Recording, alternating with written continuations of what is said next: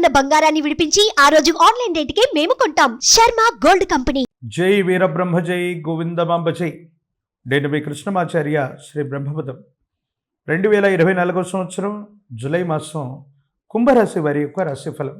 శివాయ బ్రహ్మణే నమ, వీరబ్రహ్మేంద్ర స్వామినే నమ. ఒకవైపు ఏమో గోచార వశాత్తు లగ్నంలోని శని భగవానుడి యొక్క సంచార స్థితి.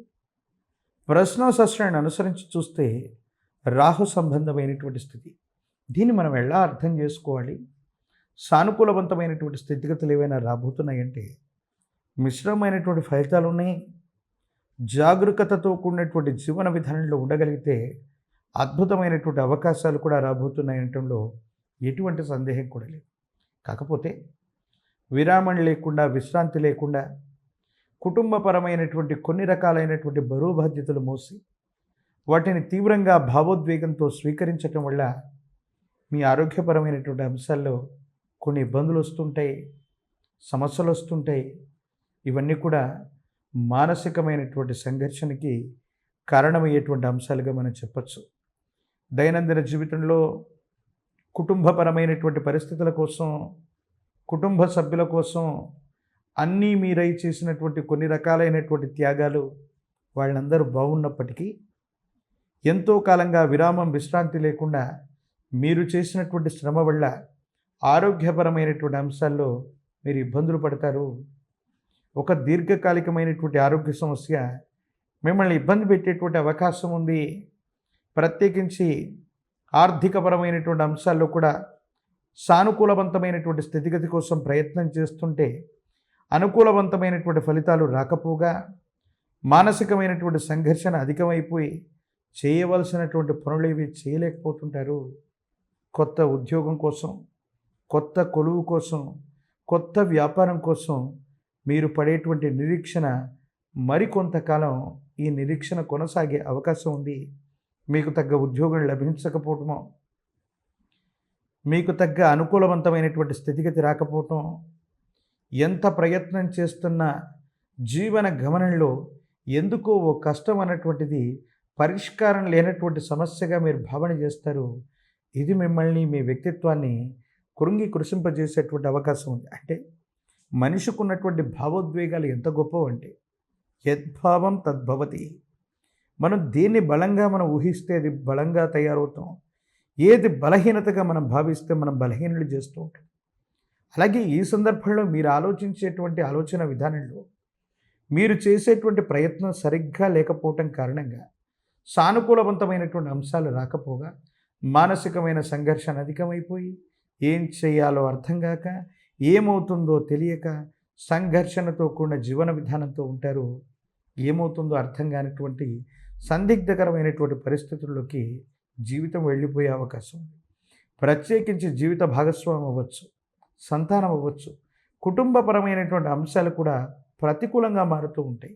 అంటే రాబడి తక్కువగా ఉండటం, ఖర్చులు పెరిగిపోవటం, కుటుంబంలో వేరే వ్యక్తి ఉద్యోగం, వ్యాపారం చేస్తుంటే తాత్కాలికంగా వాళ్ళు ఉద్యోగాన్ని మానేయటము, ఆ వ్యాపారంలో నష్టాలు రావటము, ఈ ఆకస్మికమైనటువంటి ధన నష్టం కూడా దానికి మీరు బాధ్యత వహించడం.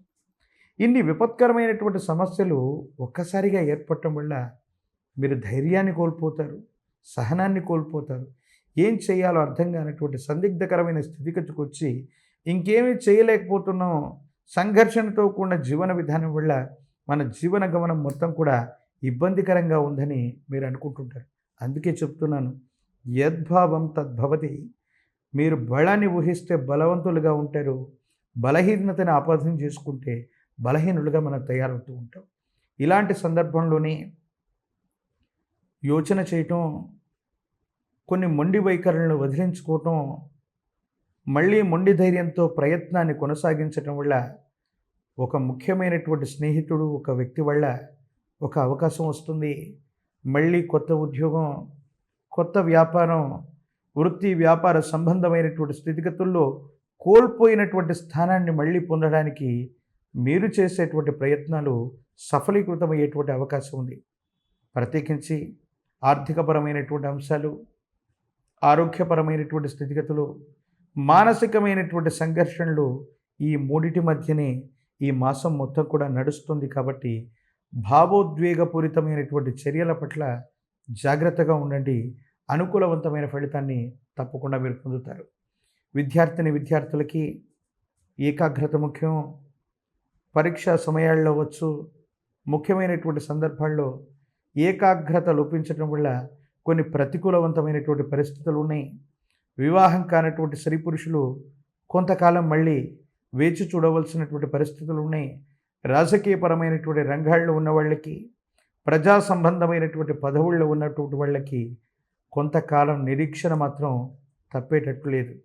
ఏది ఏమైనా ఇది ప్రతికూలవంతమైనటువంటి గ్రహగతులుగా మీరు భావన చేస్తూ ఉన్నా ఇది సానుకూలవంతమైనటువంటి అంశాలతో నిండినటువంటి మాసమే. మీరు తీసుకునేటువంటి నిర్ణయాలే ఇది అనుకూలంగానో ప్రతికూలంగానో మార్చేటువంటి అవకాశం ఉంది. కాబట్టి సానుకూలవంతమైనటువంటి స్థితిగతుల్లో ప్రయత్నం చేయండి. యోగదాయకమైనటువంటి ఫలితం తప్పకుండా వచ్చేటువంటి అవకాశం ఉంది. ప్రత్యేకించి ఏలినాటి శని లాంటి తీక్షణమైనటువంటి ఘడియలు నడుస్తూ ఉన్నప్పుడు హనుమంతుల వారు ఆంజనేయ స్వామి వారికి సంబంధించినటువంటి చాలీసా అవ్వచ్చు, హనుమంతుల వారికి సంబంధించిన స్తోత్రాలను చదువుకుంటున్న యోగదాయకమవుతుంది. స్వామివారి యొక్క విశేషవంతమైనటువంటి గంగ సింధూరం లేదా చందనాన్ని అనునిత్యం కూడా ధరింపజేసుకునేటువంటి ప్రయత్నం చేయండి. మరిన్ని యోగదాయకమైన ఫలితాలని మీరు పొందుతారు. ప్రత్యేకించి మీరు పూజించేటువంటి గ్రామదేవత, మీ కుటుంబానికి సంబంధించిన మూలమైనటువంటి ఇలవేల్పు దేవతా స్వరూపాలు. ఇలవేల్పు యొక్క కరుణ ఉంటే ఎన్ని విపత్కరమైనటువంటి సమస్యలు రావచ్చునుగాక వాటి నుండి కూడా ఇలవేల్పు గట్టెక్కించేటువంటి అవకాశం ఉందని పెద్దలు చెప్తూ ఉంటారు. కాబట్టి ఇలవేల్పుకు సంబంధించినటువంటి మొక్కులు, ఇలవేల్పు దేవతా స్వరూపాల యొక్క ఆరాధన కూడా మీ దైనందిన జీవితంలో సానుకూలవంతమైనటువంటి ఫలితాలకి తప్పకుండా కారణమయ్యేటువంటి అవకాశం ఉంది.